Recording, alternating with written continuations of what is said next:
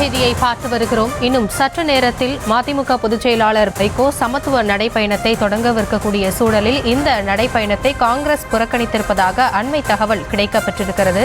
தமிழக காங்கிரஸ் கமிட்டி தலைவர் செல்வ பெருந்தகை இந்த நடைப்பயண நிகழ்வில் பங்கேற்கவில்லை. அது குறித்தான செய்தியை பார்த்து வருகிறோம். விவரங்களோடு இணைகிறார் நம்முடைய செய்தியாளர் கதிரவன். மதிமுக பொதுச் செயலாளர் வைகோவின் நடைப்பயணத்தை காங்கிரஸ் புறக்கணித்திருப்பதாக தகவல் வெளியாக இருக்கிறது. இதற்கு ஏதேனும் காரணங்கள் தெரிவிக்கப்பட்டிருக்கிறதா? முழு விவரம். வணக்கம் ராசினி. மறுமலர்ச்சி திராவிட முன்னேற்ற கழகம் சார்பில் மதிமுக பொதுச் செயலாளர் வைகோ மேற்கொள்ள உள்ள சமத்துவ நடைபயணம் இன்று திருச்சி தென்னூர் உழவு சந்தை மைதானத்தில் துவங்குகிறது. அந்த நடைபயணத்தை தமிழ்நாடு முதலமைச்சர் திரு மு க ஸ்டாலின் அவர்கள் சற்று நேரத்தை துவக்கி வைக்க உள்ளார்.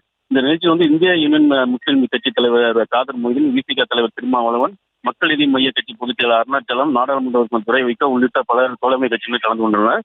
தென்னூர் உழவு சந்தை மைதானத்தில் சற்று நேரத்தில் நடைபயணம் துவங்க உள்ள இந்த நிகழ்ச்சி நடைபெறுகிறது. தமிழ்நாட்டில் ஜாதி மத மோதல்கள் இருக்கக்கூடாது, சமத்துவம் நிலவ வேண்டும், தமிழ்நாட்டில் நிலவும் சமய நல்லிணக்கம் தொடர்ந்து நடைபெற வேண்டும் உள்ளிட்ட கோரிக்கைகளை வைத்து நடைபயணத்தை மேற்கொள்கிறார். திருச்சியில் துவங்கும் இந்த நடைபயணம் 11ஆம் தேதி மதுரையில் நிறைவடைகிறது. தேர்தல் நெருங்கக்கூடிய நிலையில் திமுகவிற்கு ஆதரவாக வைகோவும் பிரச்சாரம் செய்ய உள்ளார். ஆங்காங்கே வைகோவுக்கு பிரச்சாரம் மேற்கொள்ளக்கூடிய இடங்களில் கூட்டணி கட்சியிலும் கலந்து கொள்வார் என தெரிவிக்கப்பட்டுள்ளது. இந்த நிலையில் தமிழ்நாடு காங்கிரஸ் கட்சி தலைவர் செல்வ பெருந்தகை மதிமுக வைகோ தலைமையில் நடைபெறும் சமத்துவ நடைபயணத்தில் கலந்து கொள்ளவில்லை. மேலும் காங்கிரஸ் கட்சி சார்பில் எந்த ஒரு நிர்வாகிகளோ தொண்டர்களும் இந்த நடைபயண கூட்டத்திற்கு பங்கேற்கவில்லை.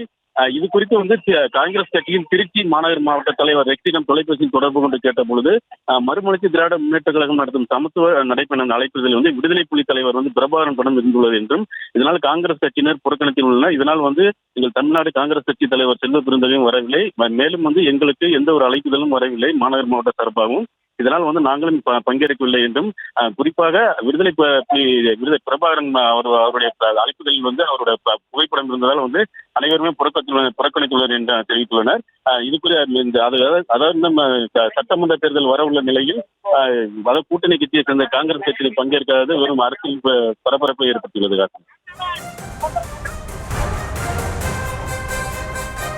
விவரங்களுக்கு நன்றி கதிரவன்.